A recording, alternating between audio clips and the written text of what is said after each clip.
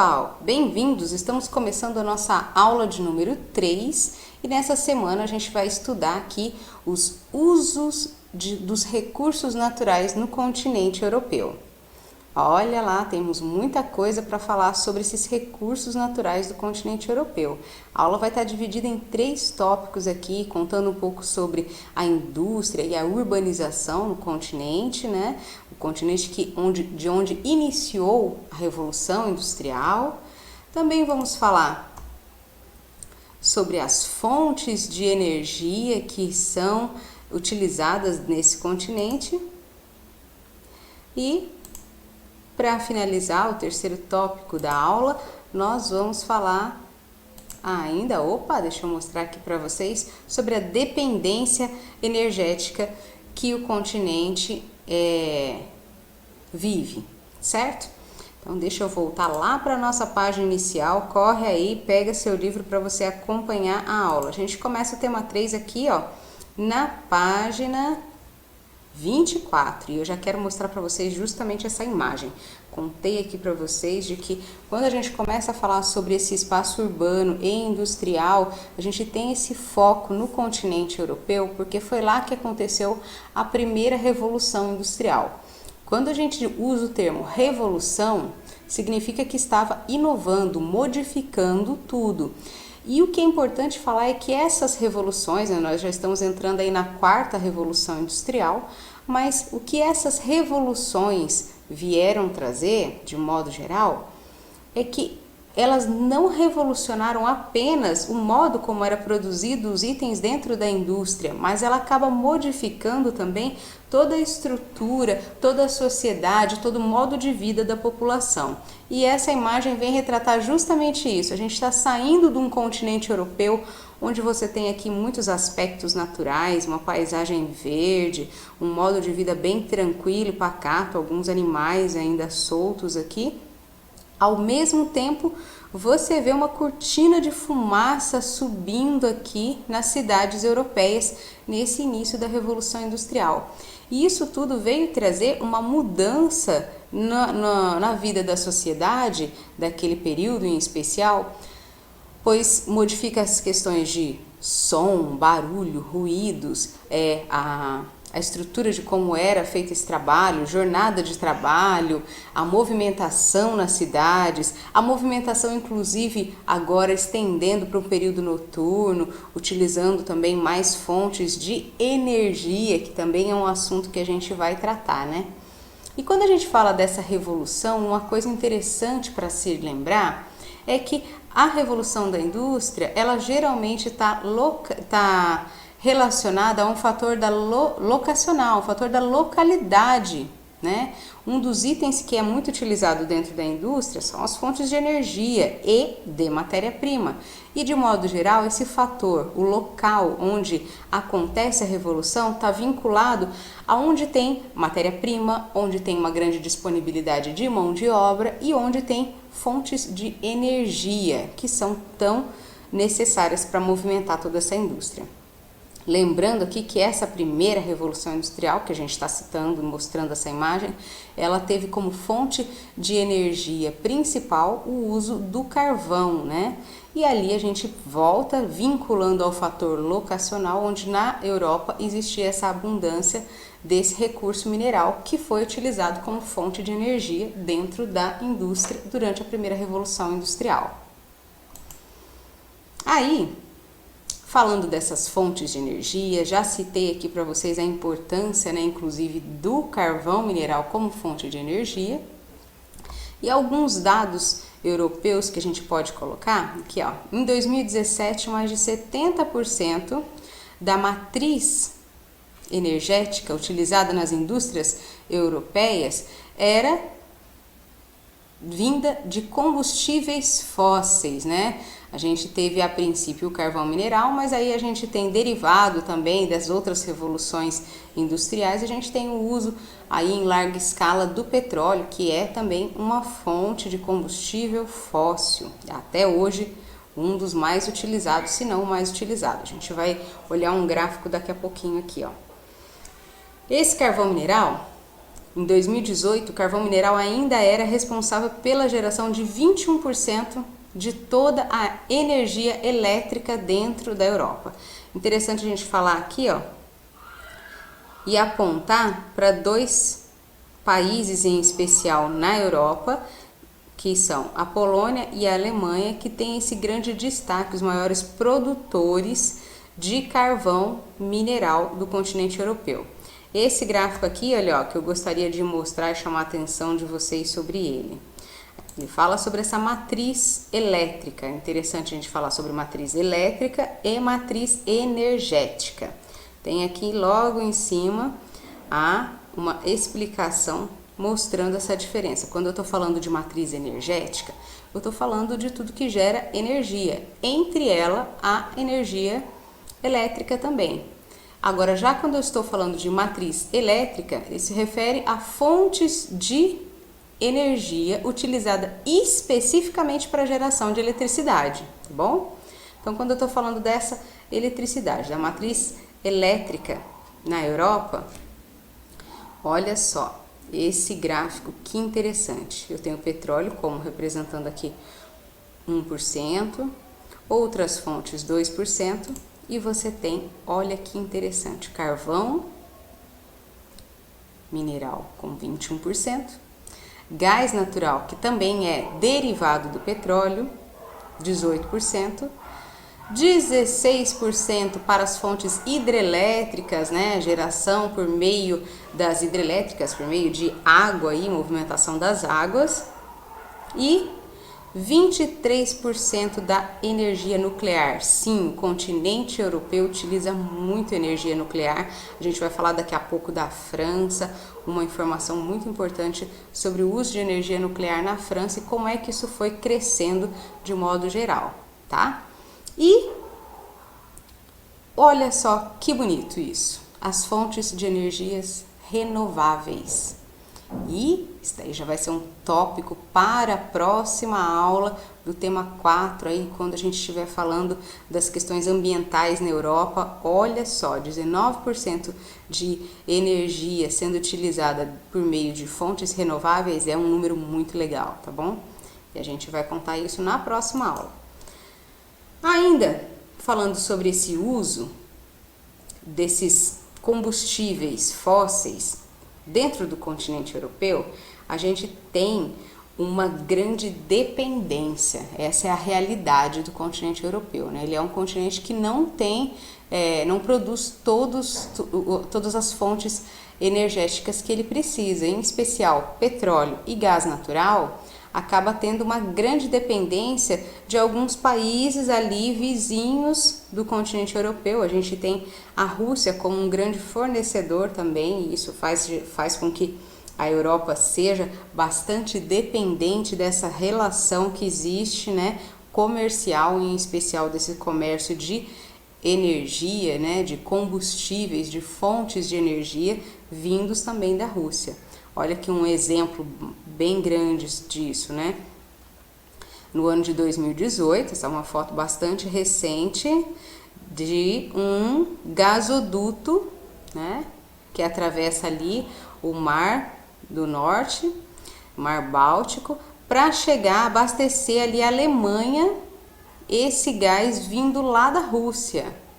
Então a gente vê aí essa dependência do continente europeu em relação a essas fontes energéticas, né? Quanto ao gás natural, aqui, olha, ó, 2% das reservas, né? A Europa tinha 2% das reservas, sendo que ela consumia 14% do que é produzido no mundo. Se ela só tem 2% e consome 14%, então da onde está vindo o restante?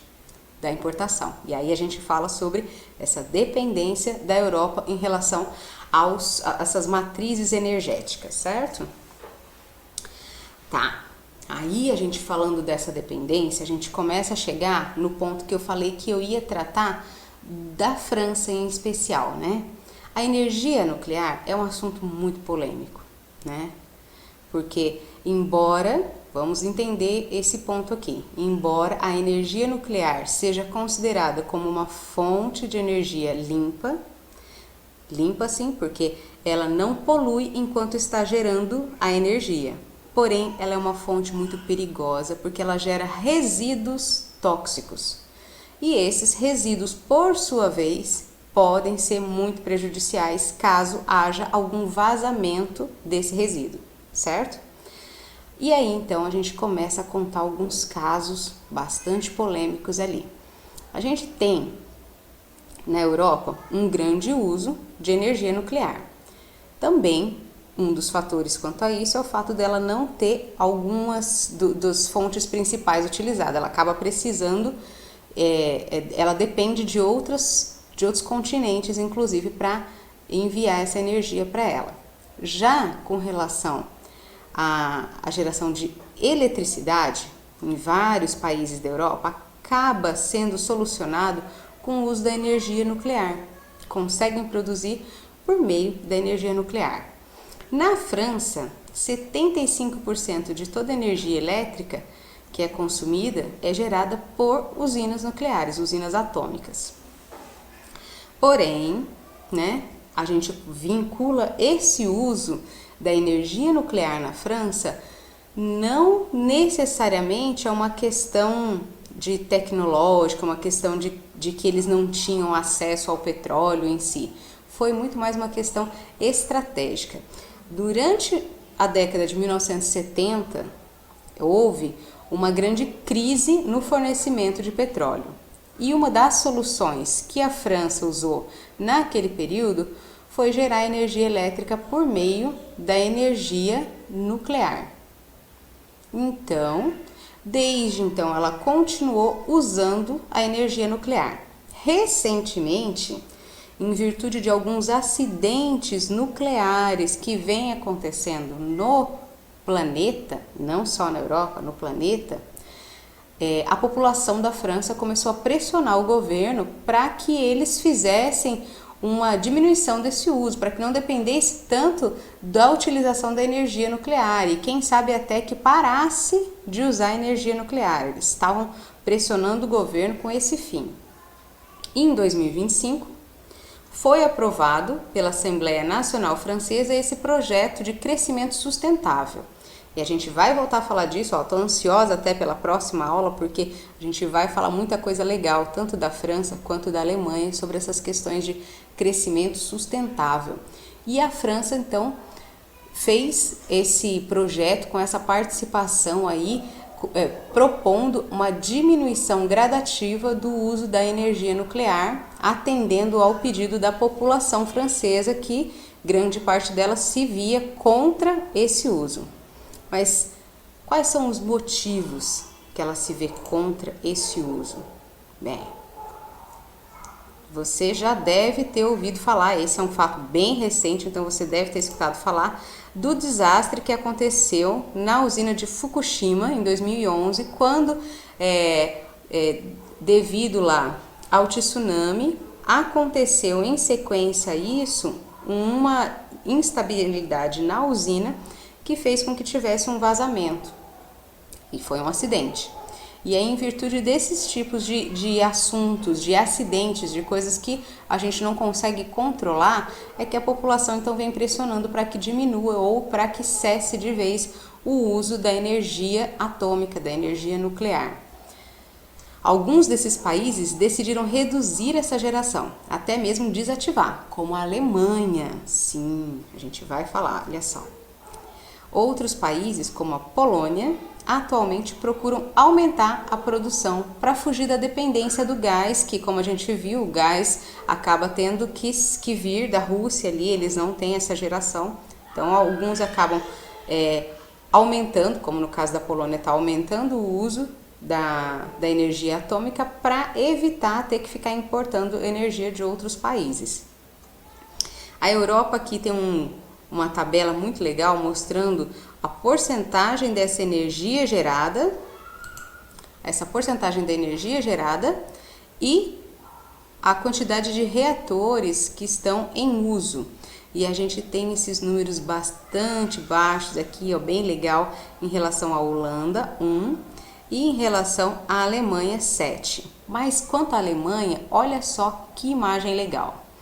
Como a Alemanha está propondo aí até o ano de 2022, estamos bem próximo disso, uma virada energética. E uma das medidas que ela tem feito com relação a essa virada energética é desativar todas as usinas que ela tinha.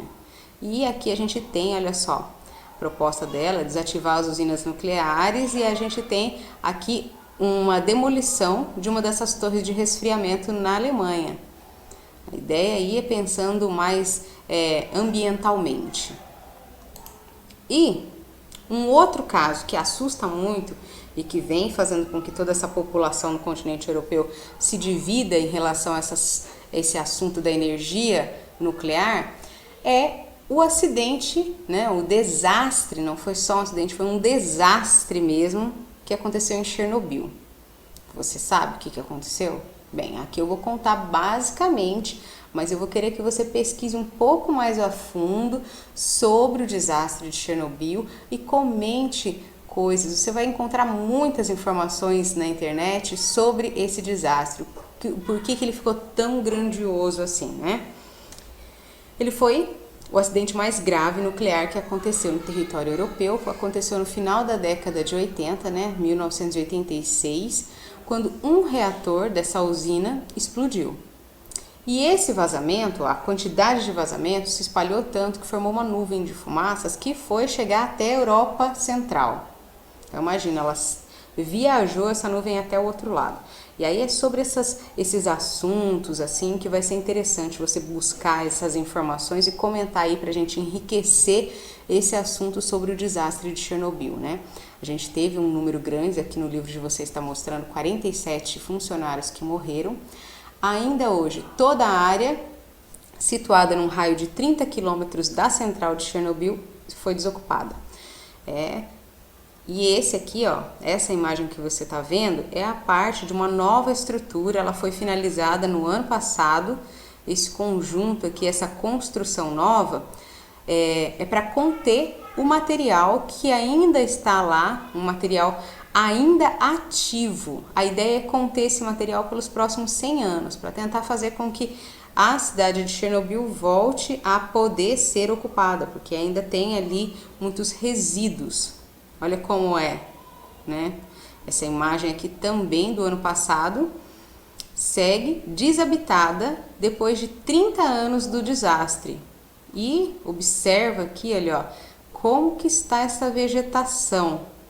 Tem umas áreas aqui, outro ano, né, no ano passado, inclusive, alguns alunos me mostraram, falaram, olha, professora, a gente viu lá, tinha uma reportagem falando sobre alguns pássaros que já estão circulando nessa área de Chernobyl, tem alguma vida selvagem que começa a surgir de novo na cidade. Mas como será que está Chernobyl? O que será que aconteceu? Por que esse vazamento assim foi tão prejudicial? O que aconteceu? Comenta pra gente aí no fórum, hein?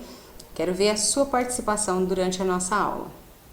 E, bem, para finalizar, a gente fala aqui sobre essa dependência ainda energética, mostrando para vocês esse gráfico para você poder fazer esse exercício aqui, olha só. Portugal, mostrando os países que mais importam energia. Você tem Portugal, Itália, Espanha, disparado lá nesses aqui, olha, ó, quase 80% de toda a energia que eles consomem necessita de ser importada. E olha aqui a Noruega, que interessante. O que acontece aqui, ó, com a Noruega? Muito, muito, muito importante a gente tentar entender e analisar esse gráfico aqui. Interprete esse gráfico. Compara a situação que tem entre a Espanha, por exemplo, aqui, e a Noruega no que diz respeito a essa dependência energética.